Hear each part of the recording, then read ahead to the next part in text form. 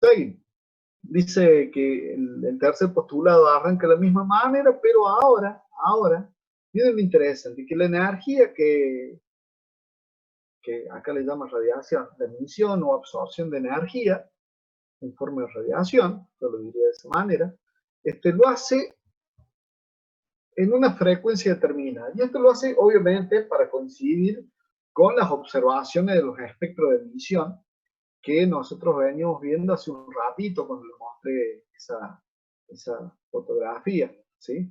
Entonces, en esa situación estamos viendo que el tipo ya ahí relaciona la cantidad de energía, ese cuánto de energía, esa cuantización de la energía, la relaciona con la constante de Planck.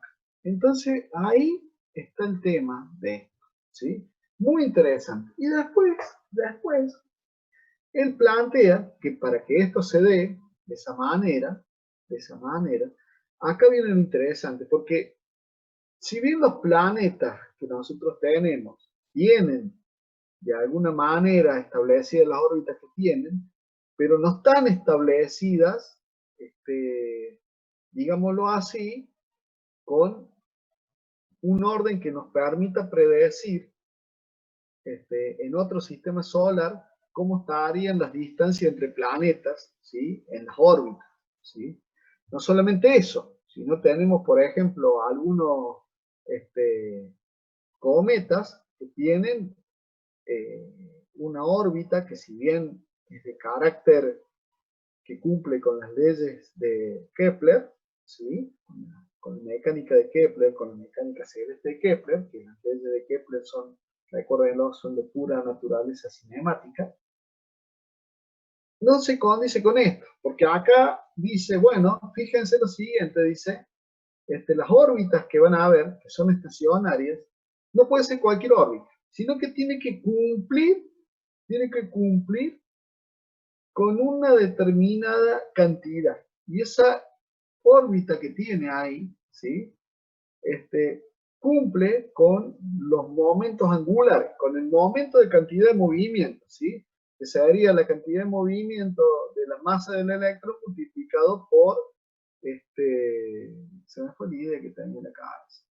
En el caso de una cuestión del momento angular, cuando nosotros hablamos del momento angular en mecánica o en la física 1 que ustedes vieron, es la cantidad de movimiento multiplicado por el radio, ¿sí? Y me da el vector L, que es perpendicular a el producto vectorial de P por R, ¿sí? Y P es la cantidad de movimiento, que es la masa por la velocidad tangencial que tendríamos en ese lugar. Y después de ahí se desprende el momento de inercia, como I por omega cuadrado, bueno, todo ese tipo de cosas que allá estaban por aquel lado. Ahora relaciona el momento angular, pero con la mecánica cuántica. De manera tal que en esa mecánica cuántica plantea esta relación en la cual solamente puede cumplir con algunas órbitas para poder predecir esta situación, y que obviamente se van a condecir con la transición energética que vamos a tener del postulado número 3. En esa situación dice que el momento angular está relacionado con n, que es un número entero, h, que es la constante de Planck, dividido 2pi. Y acá esa h con una rayita al medio, ¿sí? Es la que se denomina constante de Dirac, que simplemente es h dividido 2pi, ¿sí? Ya lo van a encontrar en alguna otra parte del apunte.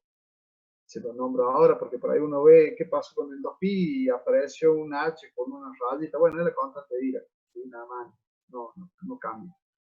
Entonces, en esa situación tenemos los 4 postulados que después verifican teóricamente lo que se obtuvo en forma empírica. Entonces, en esta situación, dice el primer postulado, y lo pongo en celeste porque es una buena conclusión, y ustedes saben que el color celeste indica cosas buenas. El primer postulado de Bohr elimina el problema de la inestabilidad del electrón, que se mueve en una órbita circular debido a la radiación de la energía electromagnética, como la que existe en la teoría clásica. El segundo postulado, que en el modelo anterior, cumplía eso, pero por un corto periodo de tiempo, debido a que va perdiendo energía por la emisión continua que planteaba, a ver si me fue el nombre, bueno, Thomson, no, se pasa por la mala memoria. Ya estoy con el alemán que me esconde las cosas. Ya empecé con eso. Qué cosa. Ya voy a durar poco. Voy a empezar a no pagar los impuestos. El modelo atómico Rutherford. Entonces, en esa situación, con el modelo atómico Rutherford, teníamos la emisión continua, como si fuera una cuestión mecánica, y en esa emisión continua iba perdiendo energía a expensa de la emisión, y por lo tanto la duración del electrón en la órbita iba decayendo hasta que en 10 a la menos 10 segundos caía completamente al núcleo atómico, y no solamente eso, sino que se perdía toda la cuestión de la estabilidad que se había planteado. Dice, el segundo postulado basa la existencia de un núcleo atómico e incorpora algunas ideas respecto a la estabilidad del átomo. El tercer postulado dice, está íntimamente relacionado con la teoría de Einstein del efecto fotoeléctrico, que ya estuvimos hablando en el capítulo anterior, que habla del tema de la emisión cuántica, ¿sí? O de los cuantos de energía o los paquetes de energía que llegan a una superficie y que pueden, debido a la energía que tienen, y a la frecuencia, pueden extraer cargas eléctricas de su superficie, es decir, extraer electrones. Y que no lo hace cualquier frecuencia, sino que tiene que tener una frecuencia determinada, que era la frecuencia cósmica. Entonces, ahí incorpora eso, pero que está íntimamente relacionado a lo que puso Einstein con la física cuántica postulada por Planck. Dice, al establecer que la frecuencia de un cuanto de radiación electromagnética es igual a la energía, es igual a la energía transportada por el cuanto, dividida la constante.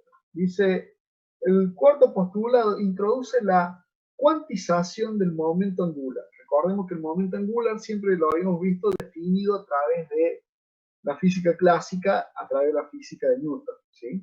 Entonces, en esa situación, vemos que ahora este modelo atómico incorpora cosas nuevas, ¿sí? Cosas que vienen con la mecánica cuántica o la física cuántica, ¿sí? De Planck, ¿sí? Y hace uso de mucha teoría nueva, y con eso, estos cuatro postulados que nosotros tenemos acá, nos permiten nosotros poder establecer que va a haber que se condice lo que dice, valga la redundancia, lo que dice nuestro buen amigo Bohr con las experiencias obtenidas por las distintas series que habíamos charlado hace instantes atrás de la emisión y absorción de un átomo de hidrógeno cuando es excitado. Entonces, en esa situación, vemos que este postulado conlleva a la cuantización de la velocidad del electrón, los radios, sus posibles órbitas y la energía. Quiere decir que tiene mucha mecánica cuántica y solamente deja para los estados estacionarios toda la mecánica clásica. El resto es todo cuántico, ¿sí? Y entonces se comienzan a poder ver que todos estos postulados se justifican. ¿Qué es lo que tenemos acá al final de la página 82? Y siguen cada uno de los postulados, lo van dando todos estos postulados, hasta llegar hasta el último postulado. Y después, obviamente, con la confirmación experimental de cada uno de estos, ¿sí? El cuarto postulado, que está muy bueno, que este postulado tiene la brillantez de un científico de este nivel, ¿sí? Y esto está muy, muy, muy interesante, por lo cual tiene que los valores de n enteros, positivos y distintos a cero, porque si tomo valor 0, acá el momento angular se va, ¿sí? Y se haría una trayectoria rectilínea y con velocidad infinita, y eso no se da en ninguna situación, ¿sí? obviamente no tiene un significado físico como lo plantea ahí. Por eso en la teoría de Bohr, perdón, el valor mínimo del momento angular debe estar relacionado con h, ¿sí? Con la constante de Dirac, ¿sí? Que es la constante Planck dividido 2pi. Y en esta situación, si bien resulta incorrecta, y teorías más rigurosas de la mecánica cuántica permiten para L un valor, como el que nos muestra acá, en donde L puede valer 0, 1, 2. Pero se rebate eso y llegamos, obviamente, a una situación en la cual nosotros, cuando veamos una teoría posterior, vemos que queda bastante bien parado Bohr con su modelo atómico. Bastante bien parado como para decir que es un modelo atómico sin mucha cantidad de errores. De manera tal que si uno toma los resultados de Rydberg, ¿sí? Con su ecuación y la constante de Rydberg y aplica la ecuación de Bohr, ¿sí? Cuando la aplica, obtiene un resultado Bohr para obtener este constante de Rydberg, dice que comprueba la precisión alcanzada mediante la teoría de Bohr es superior al 4 por 100.000. Quiere decir que antes los errores se medían al por ciento, acá se miden al 4 por 100.000. ¿Sí? Sería como 0,00004%. ¿Sí? Habría que sacarlo bien el número, yo lo tiré así con una cantidad de cero como para que vean ustedes la característica de la precisión y la validez de lo que era lo que era el modelo atómico de Bohr comparado con las experiencias empíricas, ¿sí? Entonces, en esa situación creo que es muy interesante este modelo, y no digamos que es de una actualidad, porque ya fue un poco superado con otros aportes de la física cuántica, ¿sí? En la cual esos aportes nos llevan a cuestiones un poquito más interesantes. Acá lo que tienen son las transiciones energéticas, ¿sí? Todo esto son lo que está planteado, ¿sí? Planteado en los ejercicios que tienen para resolver, ¿sí? En la guía, y que vamos a ir haciéndolo. Yo les voy a pasar algunos ejercicios resueltos como para que ustedes vean cómo se aplica la teoría, y después de eso les voy a solicitar que hagan los ejercicios de la guía como para ir aprobando los trabajos prácticos necesarios. ¿Sí? Entonces, en esa situación, ya vamos a ir casi como que estamos terminando este capítulo en forma teórica, ¿sí? Desde un punto de vista de una explicación dialogada, ¿sí? La parte de las demostraciones que están en el texto se las dejo a ustedes porque están hechas, ¿sí? Entonces, como están hechas y como tenemos una clase por semana, no tiene sentido perder mucho tiempo en las demostraciones porque nos queda poco tiempo para el resto de las cosas. Entonces, ya estamos saliendo de este campo. Dice acá una parte interesante, Bohr pudo explicar satisfactoriamente mediante su teoría los aspectos del helio, del litio, del berilio, ¿sí? Que fueron ionizados de distintas maneras. Recordemos que en las ionizaciones estamos, no digo eliminando, pero excitando de manera tal al átomo que nos quedaría transitoriamente con una carga positiva, o en el caso del litio con dos cargas positivas netas, ¿sí? Entonces estaríamos hablando de iones, ¿sí? Acá dice otra cosa interesante, dice el aspecto más importante, no sé si lo pueden ver bien ustedes, yo lo agrando un poquito por las dudas. El aspecto más importante que propone la teoría de Bohr es de la cuantificación o la cuantización de la energía de los átomos, ¿sí? Como una propiedad característica de los mismos, ¿sí? Quiere decir que, como yo les comentaba en un principio, al principio de esta materia, que esta materia viene a charlar de aquellas cosas que vimos en física 1, en física 2, en las cuales las teorías desarrolladas en física 1 y física 2 van del nivel del átomo, del tamaño del átomo hacia arriba, no del tamaño del átomo hacia abajo, sino del tamaño del átomo hacia arriba, y se cumplen en cuestiones de sistemas planetarios, y en velocidades que van desde 0 hasta casi llegar a la velocidad de la luz, próximo a la velocidad de la luz, pero sin llegar a dicha velocidad, ¿sí? Entonces, en esa situación, los modelos desarrollados en física 1, física 2, funcionan perfectamente bien, pero cuando nos venimos a un tamaño menor al tamaño del átomo, es decir, cuando ya nos metemos en donde se mueven los electrones, y después cuando nos metamos a donde están los neutrones y los protones, todo lo que hemos hablado antes de física 1 y física 2, no nos permite generar un modelo basado en esa contenido de esas materias, sino que tenemos que tener un modelo nuevo.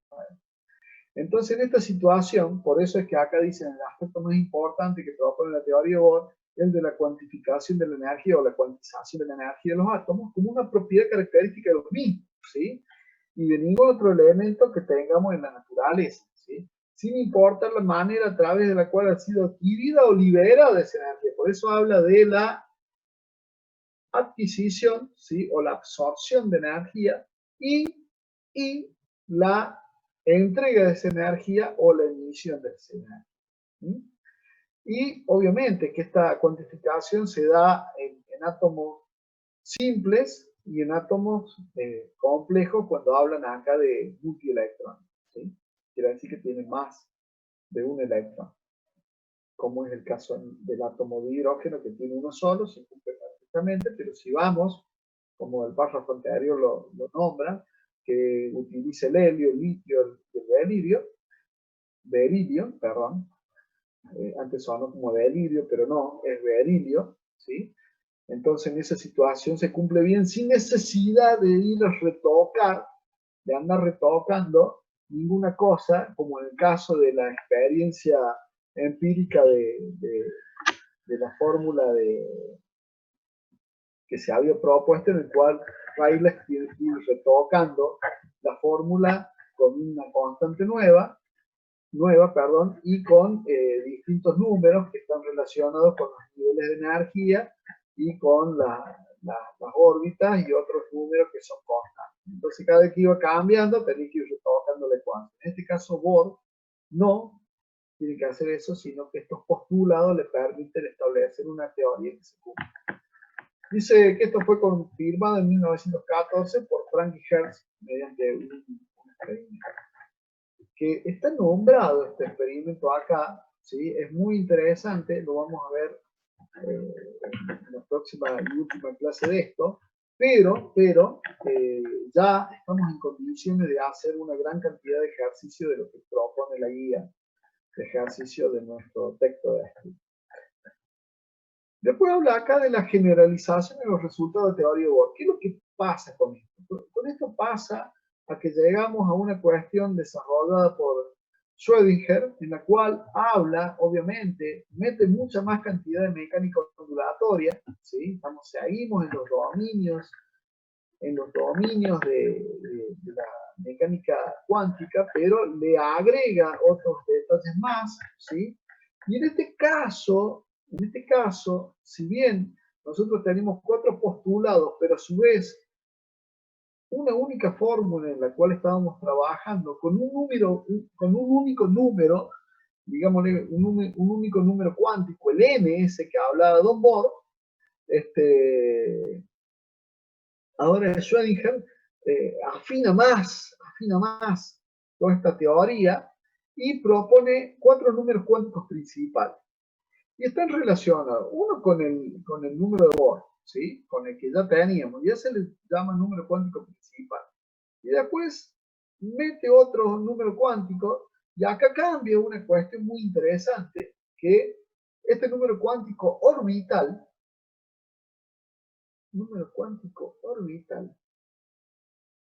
y ya no habla de órbitas, como si fueran órbitas de un sistema planetario, sino que habla de orbitales. Y esto es lo que seguramente, si ustedes tuvieron ya química inorgánica, seguramente vieron los modelos atómicos y el modelo atómico actual habla de orbitales, ¿sí?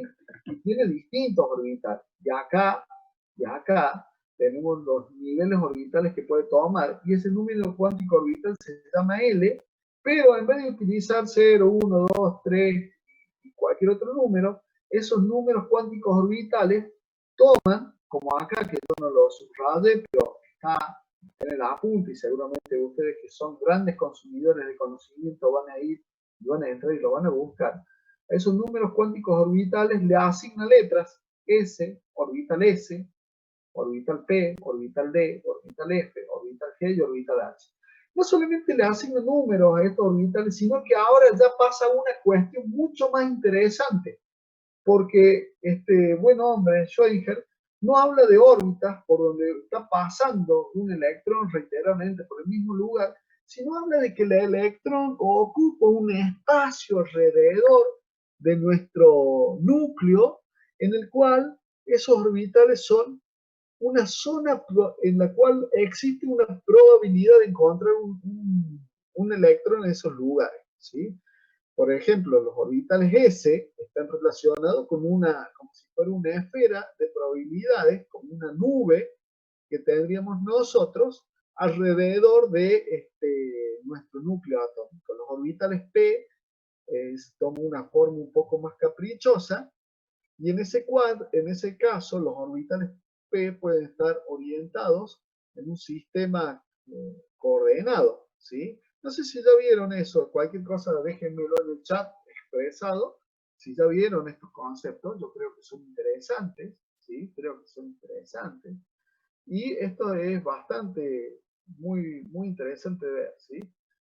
Y el número cuántico orbital L, ¿sí? Se condice y soluciona un poquito la magnitud del momento angular del electrón, ¿sí? Y lo soluciona de esta manera, le agrega ese orbital para lograr solucionar esta pequeña discrepancia que tenía con el que expuso nuestro buen amigo Bohr. El número cuántico magnético cuantifica la dirección del momento angular orbital respecto a un campo magnético externo. Las direcciones de él están cuantizadas por ML, que puede tomar valores, el número cuántico magnético, que puede tomar valores 0, más menos 1, más menos 2, más menos 3, más menos 2. ¿Sí? Y el número cuántico magnético del spin del electrón, ¿sí?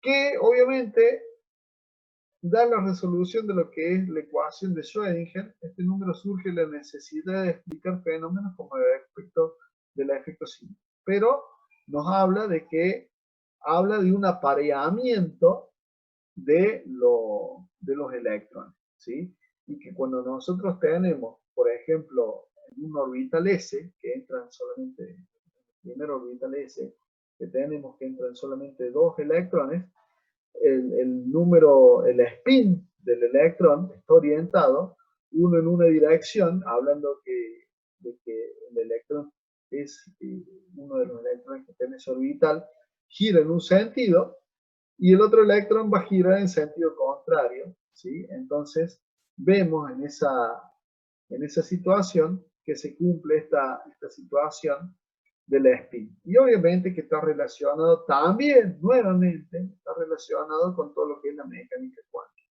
¿sí? Y ahora mete también en esto mismo, utiliza para poder explicar esto, las posibles transiciones que se pueden dar de energía. ¿Qué quiere decir esto? Que yo no puedo realizar energías de forma caprichosa, sino que son algunas transiciones de energías que se pueden dar, llegando hasta un nivel base en el cual se puede llegar, y en algunos casos no se puede llegar a ese nivel base, ¿sí?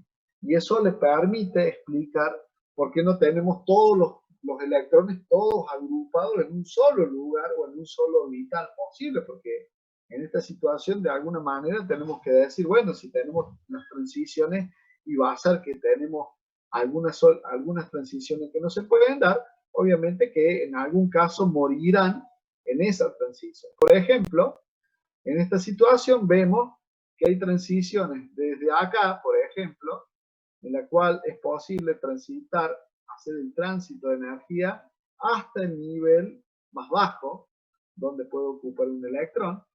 Y si yo parto con con este de acá, por ejemplo, tengo dos rutas posibles en la cual puedo llegar hasta el nivel 2s, o si emito al nivel 2p haciendo una transición directa, ¿sí? Por el nivel de energía que tiene, paso al 2p, puedo llegar al 1s. Y si yo estoy en un orbital 4p, voy a poder pasar a tres direcciones distintas, en las cuales puedo pasar al 3s, 3p, 3d, y de ahí pasar del 3s, puedo pasar al 2p y de ahí al 1s, o si estoy en el... ¿Cómo les mente? Si estoy en el nivel 4p, puedo pasar al 3s, al 2s y quedarme ahí, o al 1s, ¿sí? Y si estoy en el 4D, puedo pasar al 3p, al 2s, o puedo pasar al 2p y termino en el 1s. Y si estoy en el orbital 4s, puedo pasar al 3p y de ahí al 2s, o puedo pasar directamente al 2p y de ahí al 1s. Fíjense que hay transiciones de energía que se pueden hacer y podemos morir, obviamente, siempre en los orbitales S. Nada más que en los orbitales S, a medida que yo voy subiendo de nivel, obviamente que en esos orbitales S me van acertando cada vez más cantidad. Tengo que completar los niveles orbitales para que en cada nivel orbital tenga la misma cantidad de electrones máximos que puedo tener. Pero en los orbitales S siempre voy a tener 2 electrones posibles porque me lo limita la spin, en un sentido y en otro.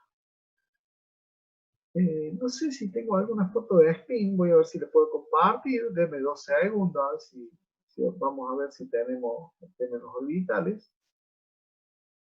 Vamos a poner acá. Creo que ustedes en este momento siguen viendo el apunte, yo estoy en una página, buscando una página web, ya les comparto si obtengo algo que sea potable.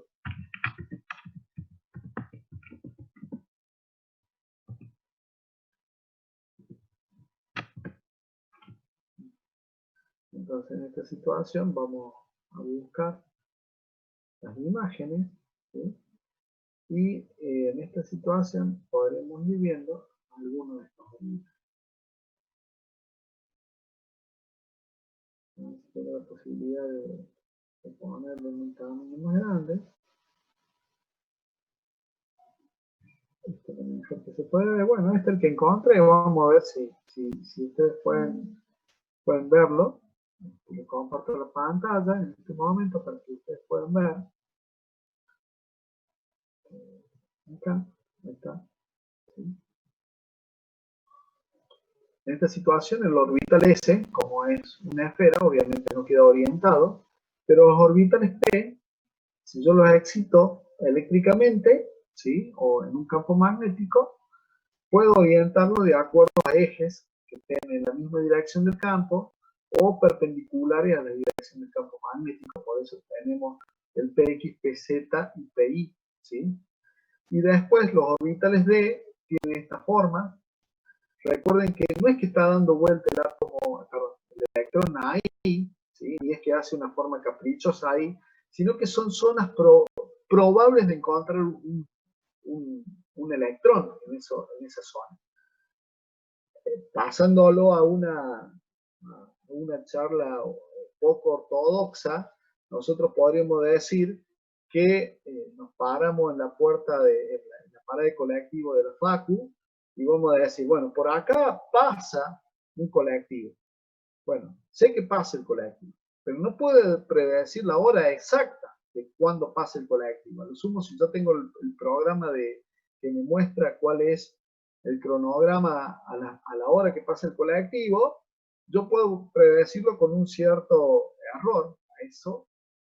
Y entonces también puedo decir, dentro de tal hora pasa el colectivo, por esta parada del colectivo pasa el colectivo por acá. Y la otra sería de decir, bueno, pero nunca estaciona siempre en el mismo lugar el colectivo para levantar las personas, ¿sí? o bajar personas del colectivo, sino que a veces lo hace más cerca del cordón, otra vez lo hace más lejos del cordón, a veces lo hace más cerca del poste donde tiene que parar, algunas veces lo hace pasándose, otras veces lo hace un poco antes, ¿sí? En lo cual yo tengo una cierta certeza de que ahí lo voy a encontrar el colectivo que me lleve de vuelta a casa o que me deje en la facultad, pero no puedo hablar de que tengo certeza exactamente de que está pasando siempre por el mismo lugar, ¿sí? Entonces, estos orbitales más o menos explican eso, ¿sí? Yo sé que en un orbital S lo encuentro en ese lugar, pero después no puedo saber justo dónde, cuándo y cómo van a estar en ese lugar, ¿sí? Ya que te va mostrando los distintos tipos orbitales y cada vez se complejizan más, ¿sí? Obviamente que los orbitales T, ¿sí? Los puedo orientar de distintas maneras, pero a su vez me genera un DZ, ¿sí? Que es otra zona nueva que vendría a ser como si fuera una dona. Fíjense que en la zona del medio no tengo nada, ¿sí? Y los Ingeniero, orbitales, perdón, tenemos clase ahora a las 9:30 nosotros. perdón, ya los libero, discúlpeme. Liquidamos este tema en la clase que viene, que se haría después del receso. ¿Mm? Gente, muchas gracias, nos estamos viendo. ¿Mm? Cualquier cosa se comunican por alguna consulta, ¿sí? Van a ser bienvenidos y la clase después del receso nos volvemos a encontrar y seguimos ya con la parte práctica de esto y el final del capítulo.